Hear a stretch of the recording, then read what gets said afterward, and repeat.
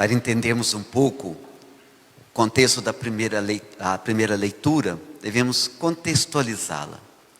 Mais ou menos pelo ano de 597 a.C., Judá, ali onde vivia o povo de Deus, foi invadido pelos babilônios. Jerusalém foi praticamente devastada a cidade. Eles pegaram muitas pessoas, as lideranças, os babilônios, e levaram para a Babilônia. Levaram para um exílio. No primeiro momento eles até achavam que o exílio ia durar um pouco tempo. Mas Jeremias foi um profeta que surgiu e começou a dizer, não, vai demorar. Parece uma questão pessimista, mas ele vai dizer, não, vocês precisam reconstruir a vida de vocês aqui, vai demorar. 20 anos depois, voltaram a Jerusalém, os babilônios, e ali invadiram, destruíram praticamente Jerusalém, a terra do povo de Deus, e levou quase o restante do povo para o exílio. Eles ficaram mais de 40 anos ali no exílio, até que foram invadidos ali, a Babilônia foi invadida pelos persas. E o imperador persa, permitiu que o povo de Deus voltasse para Jerusalém. Disse, vocês podem voltar, querem voltar, podem voltar. Mas ali criou-se um problema, porque Jerusalém estava toda destruída. Voltar ou não voltar? Criou-se um desânimo. Eles ficaram até meio desanimados com Deus. Mas que Deus é esse que nós colocamos nossa confiança, que permitiu que destruísse a nossa cidade? Veja, o povo de Deus. Que Deus é esse que nós colocamos nossa confiança? Devemos confiar e voltar? E aí surge o profeta Isaías, que nós ouvimos na leitura de hoje. E qual que é a missão do profeta Isaías? Ele vai dizer para aquele povo, ele vai suscitar naquele povo a esperança, vocês devem voltar. Porque nós temos um Deus que nos ama, um Deus que não faz distinção de pessoas, um Deus que está do nosso lado, um Deus que não nos abandonou. Essa era a missão do profeta. E é o que nós ouvimos na primeira leitura da missa de hoje. Um profeta que mostra um Deus que ama todos, um Deus que está ao nosso lado, e que eles devem voltar para Jerusalém, mesmo toda destruída, mas ali reconstruir, recomeçar a vida, mas uma vida de confiança a Deus. Queridos irmãos e irmãs, nós devemos olhar para essa leitura, também a nossa situação hoje. Quantos perguntam, onde está Deus? Será que Deus nos abandonou? Mas nós, cristãos, independente se somos padres, religiosos, leigos, mas pessoas que temos fé, nós devemos ser promotores dessa esperança, dizer, não, Deus está do nosso lado. Dias melhores virão. Passaremos por esse período, mas é preciso confiar, é preciso acreditar, é preciso, como diz o povo, dar um voto de confiança em Deus e saber que Deus está do nosso lado. A segunda leitura, ela é muito bonita porque ali nós estamos como que concluindo o livro aos Romanos, que Paulo ele faz toda uma descrição do que é a salvação. Ele começa dizendo que nós estamos mergulhados no pecado e que Deus veio para nos salvar de uma forma gratuita. Jesus é enviado para nos salvar, e o Espírito Santo nos dá força para acolhermos essa salvação. E a parte que lemos hoje, o texto que lemos hoje, se Deus é por nós, quem será contra nós? Essa é a grande mensagem, e que está ligada ao Evangelho, a primeira leitura. Se Deus é por nós, quem será contra nós? Nem a tribulação, nem a morte. Nós poderíamos até acrescentar hoje, nenhuma pandemia vai nos separar desse amor de Deus. Essa confiança que deve suscitar. A palavra de Deus tem que suscitar em nós esperança, confiança, acreditarmos nesse Deus que está do nosso lado.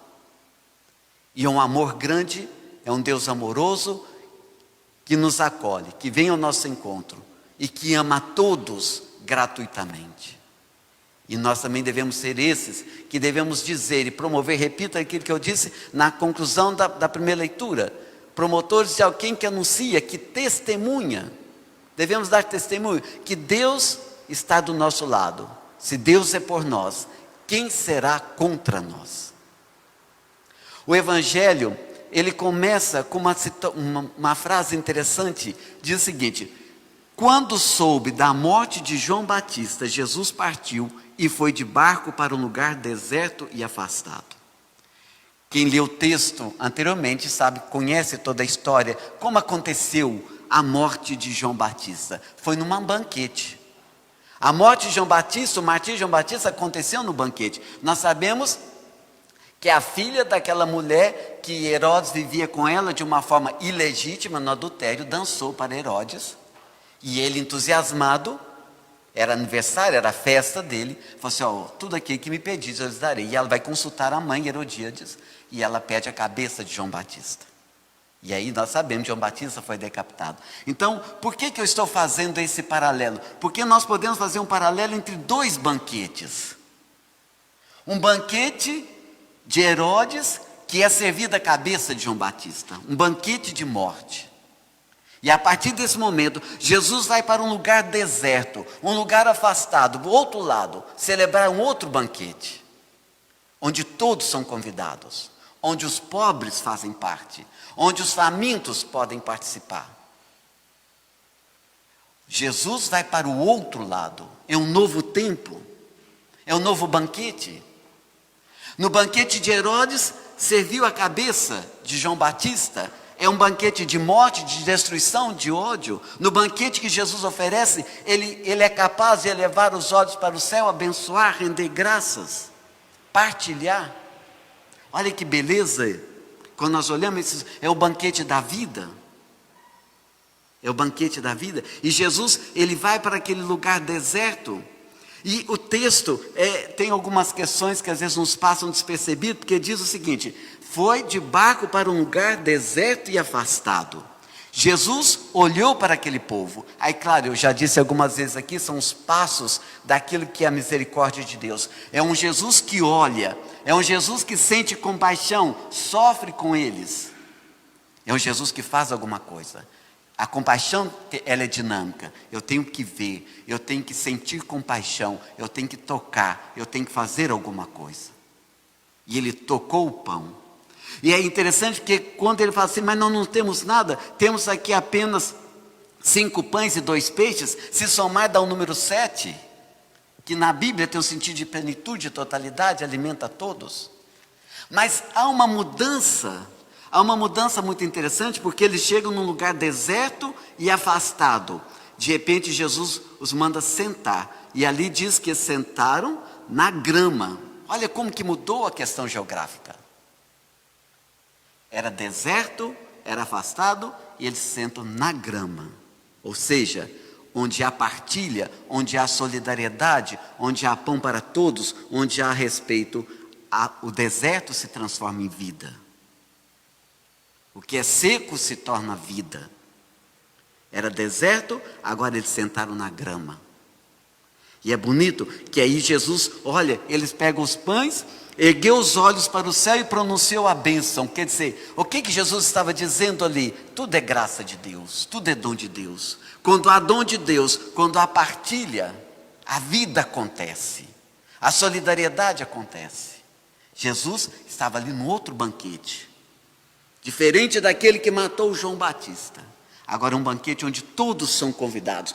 Todos comeram e ficaram satisfeitos. E dos pedaços que sobraram, recolheram ainda 12 cestos cheios.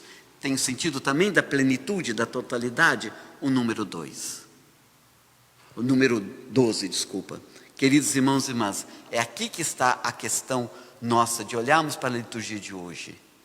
Quando há solidariedade, mesmo com o pouco que temos, 5 pães e 2 peixes, onde há partilha, onde há compaixão, o deserto se transforma em verde, a morte se transforma em vida. Onde havia ali danças e festas e tudo mais, um ódio, houve a morte. Tentaram calar a boca daquele que anunciava a verdade, que proclamava a palavra de Deus, que denunciava todo erro. Agora não. Agora é um banquete de partilha, um banquete de solidariedade. Ali a vida acontece. E por isso, nesse banquete de solidariedade, nesse banquete de partilha com os pobres, com os necessitados, Jesus elevou os olhos ao céu, rendeu graça. Tudo vem de Deus.